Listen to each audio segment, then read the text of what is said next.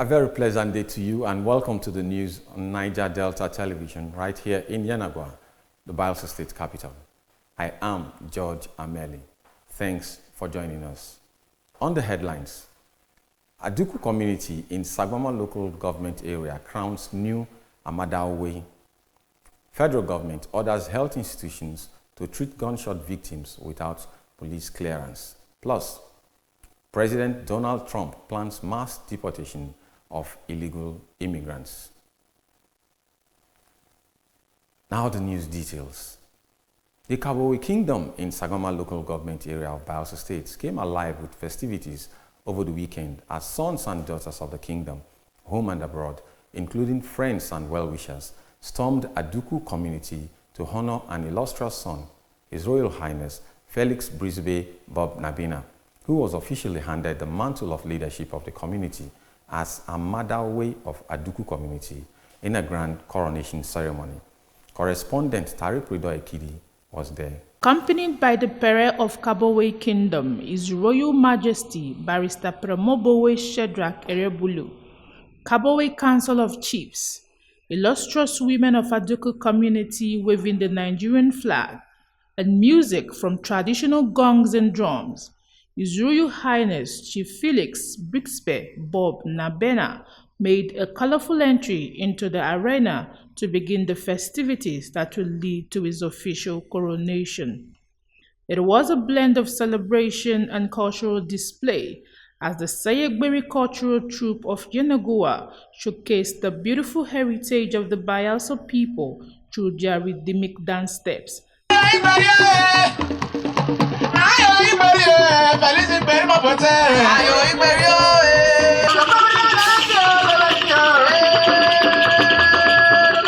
As is customary, the event kick-started with a presentation and breaking of kola nuts, after which the Pere of Kabowe Kingdom, His Royal Majesty Barrister Premobowe Shedrack Erebulu, carried out the coronation rites.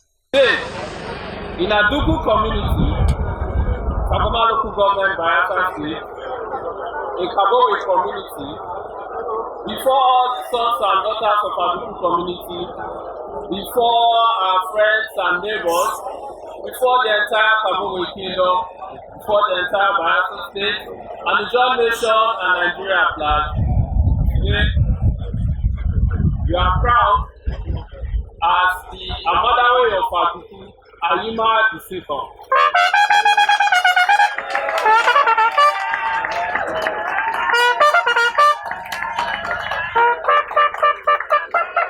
And may your reign as Ayima the Second bring development, peace, growth, and may your reign be long. Ayima the Second, that's Amen. The staff of office, which is a symbol of authority from the state government, was presented on behalf of the state government by High Chief Doye Douglas. I hereby present the staff of office, which is the instrument of authority from the Bayelsa State government. With this staff of office, nobody can remove you from office except the governor of Bayelsa State. Rule over our people with love and peace. And take care of their education. The newly crowned Amadawe of Aduku gave his words of appreciation as friends and well-wishers prayed for his successful reign. Today, by the grace of the Almighty, eternal and merciful God, owing the assistance of our common ancestry, I have now ascended the throne of our ancestors as Ayima II, Amadawe of Aduku community, this day, the 7th of December 2024. 3 years of activities. Indeed, with a thankful heart, I give thanks to the glory to the Most High, owing Tamara for grace and favor already received. It is a new dawn for our Aduku community with the array of personalities present here in our midst. Let us wake up, purge ourselves from the shackles of ignorance, colonial mentality, negative and false narratives that tend to portray our ancestors' culture and tradition with evil and ungodliness. Our ancestry is our identity and must be acknowledged, recognized, celebrated at all times through the garment of our tradition. So he's a great man, a blessing, like I said, to Aduku Kingdom, and I'm sure that his blessings will continue to be on the kingdom. His reign will bring peace and prosperity to the kingdom, and there will be progress in the land. We pray for him that his reign will be long, he will live long in good health, to continue to prosper his people to the glory of God in Jesus' name. My prayer for him is to have divine wisdom, knowledge, and understanding of his own people, the norms and the values, the ethos of the people, respecting the elders of this community across gender, young and old, know their needs and advance their cause and bring development to this place, wealth and prosperity to this land. Coronation of the Amadawe of Aduku community was not only a celebration of the culture and heritage of the Bayelsa people, but also served as an homecoming for sons and daughters of the community in the diaspora. Taripido Ikidi, reporting for NDTV News. The federal government has made it compulsory for private and public healthcare facilities nationwide to provide victims of gunshot wounds necessary treatment without asking for police clearance. The directive was issued by the Coordinating Minister of Health and Social Welfare, Professor Muhammad Ali Pate, while speaking with newsmen in Abuja. The minister expressed concerns over the surge of gunshot incidences and the refusal of some health facilities to administer care for victims without police reports. Professor Ali Pate therefore called on all medical practitioners to comply with this national law by providing prompt treatment and care for these victims to prevent death. It added that strategies are in the works to ensure compliance by the Nigerian healthcare facilities, urging the Nigerian police to promptly comply with and enforce the provisions of the compulsory treatment and care of gunshot victims as stipulated under Act 2017, as well as reassure the health facilities that treatment of gunshot victims is not illegal. In line with the yearly 3-day fasting and prayer program organized by traditional and spiritual fathers of Ijaw Nation, the Fiowe of Barao Kingdom, Chief MacDonald Igbadiwe, has stated that traditional rulers will continue to pray for the prosperity and unity of the Ijaw Nation. Chief Igbadiwe made the remark during the 8th edition of the Agadagbao Bow visit to the Holy Land of Ijaw Nation in Sabagria community, Kolokuma local government area of Bayelsa State by the Kings. Correspondent Nelson Agadi completes the report. In the early hour of today, youth, elders, and chiefs from Sabagria community in Kolokuma local government area gathered to welcome the traditional rulers and spiritual leaders from Agadagbabo, the Holy Land of Ijaw Nation. The yearly program, which is usually commenced from 6th to 9th of December, is always commemorated with a 3-day fasting and prayer. This year's edition, the theme is very simple. Nigerians are saying there's so much hunger in the land. That's what Nigerians are saying. And if there is hunger in the land, what do? We cry unto God.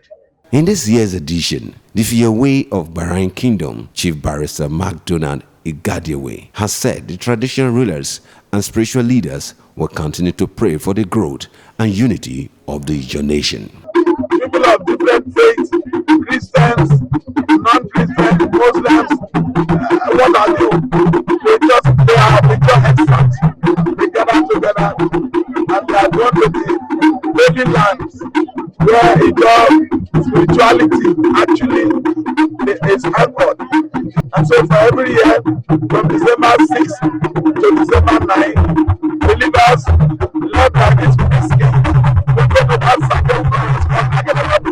So they will be there, and they've been there. They fast for 3 days and 3 nights. They will pray for the unity of this country. They will pray for the unity of the Ijaw Nation. They will pray for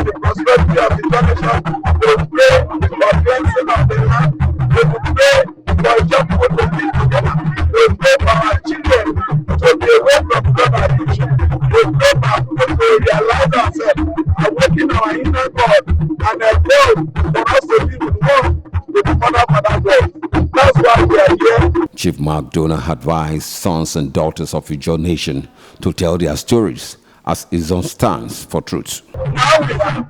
So you help us to tell the story. Ijaw religion is not about criminality. Ijaw religion is not about secrecy. Ijaw religion is not about ritual. Ijaw religion is not about blood. Ijaw religion is loving, caring, sharing, and forgiveness. That's what we understand. If you don't love your brother, that is not the conversation. You know, if you kill somebody, you are no life to take it. So, because it's the only deity on this planet that will only account to. The high point of the occasion is a prayer section conducted by His Royal Majesty King Oboro Barraun II, JP, the Akatekpe Agadagba, the Pere of Asia, the Baramator Kingdom.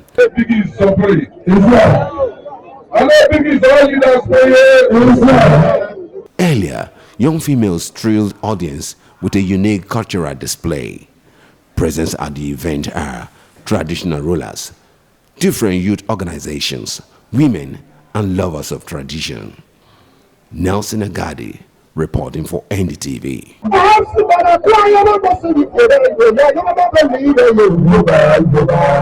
The Naira appreciated by 137 Naira to the United States dollar within a week, following the introduction of the Central Bank of Nigeria's new foreign exchange platform.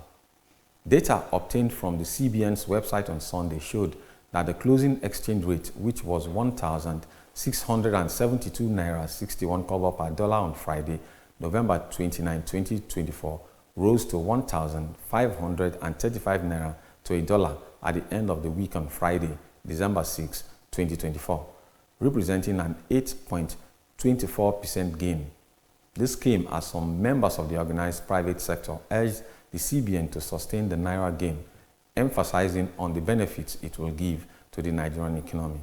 Throughout the week, the Naira saw a steady boost in its exchange rate, despite with fluctuations each day.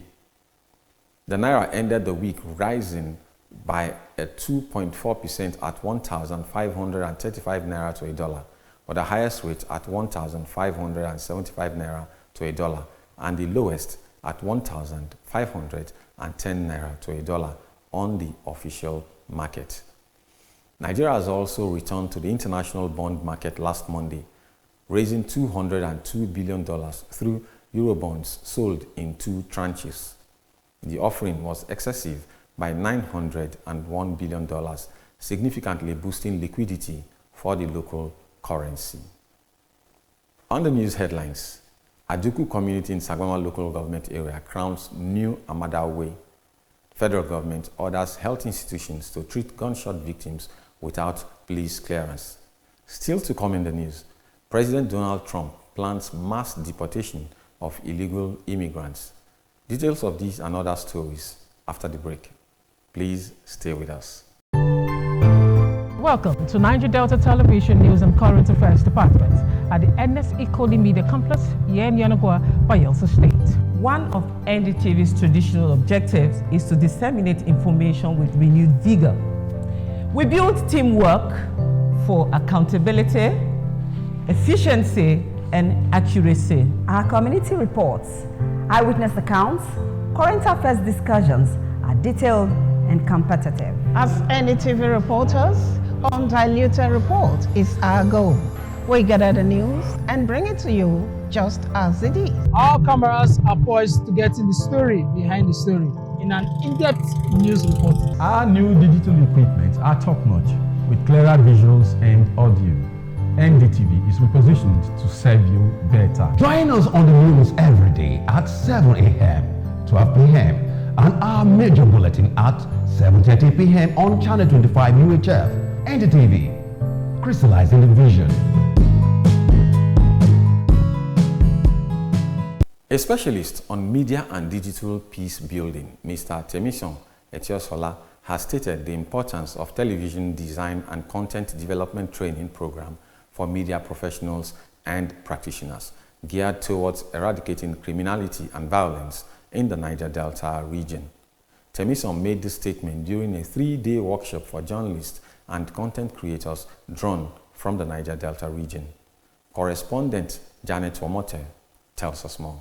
In line with the Search for Common Grounds project, focusing on community-centered approach to transforming criminality and violence in the Niger Delta region, the group organized a 3-day television design workshop with the team, structuring on impactful programs for security and social cohesion for journalists and content creators from Bayelsa, Rivers, and Delta states. During the program, the media and digital peace building specialist, Mr. Timisam Etesula, has this to say about the program. Together to craft and design content, conflict-sensitive content workshop where journalists were, made to identify the issues, identify the target audience, and then create the relevant content for this target audience that they've identified. Some facilitators are the program and mass media information manager, Comrades Sonny Dada and Folashade Sheyi Ojo, in their separate interviews, emphasized the importance of the training workshop. Writing, using use of language in script writing, we're looking at framing, we're looking at generally programming the Niger Delta, how broadcast journalists and content creators can program the Niger Delta to the extent that we focus less on the dividers. In every society, of course, you have dividers. You have to keep it short and simple. You should understand the target behavior you're trying to change, and of course the target audience you are trying to reach. When you have been able to consider this and put this in place, then you craft a very meaningful message. A journalist with ROS TV, Elaye Jumbo, and other participants gave their views concerning the workshop. They taught us the issue of my identity. When I am able to identify with somebody else, I will be also able to empathize when I am writing anything about that person. Well, the workshop is well planned. The workshop is well organized. And for us, we want this workshop to be organized monthly if possible. So I use this opportunity to thank Search for Common Ground and other donor agencies. A broadcast journalist helping us to understand that for every conflict situation that you want to report, there are always both sides to the story, and we must be on the lookout for both sides of the story so that we're not telling just a single story. And once again, refresh my knowledge of conflict reporting. The high point of the workshop was a group presentation by the participants and content creation. The Search for Common Ground workshop training on TV design, which is funded by the EU, was held at the Wetland Hotel, Udu, Delta States. Janet Tuomute, reporting for NDTV News.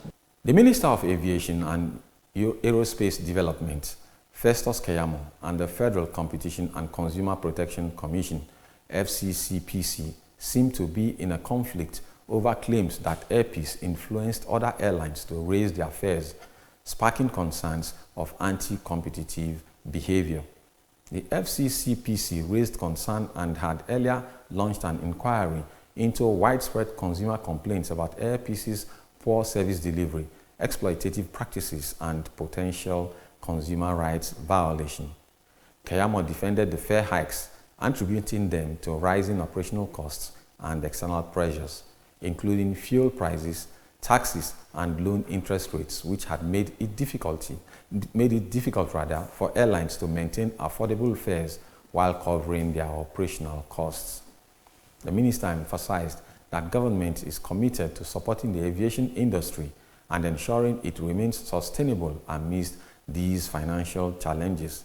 On its part, the FCCPC has reassured the public of its commitment to enforcing the competition and consumer protection laws under Section 104 of the FCCPA, noting that it remains dedicated to safeguarding consumer rights, ensuring fair market practices, and promoting transparency and competitiveness across all sectors, including aviation.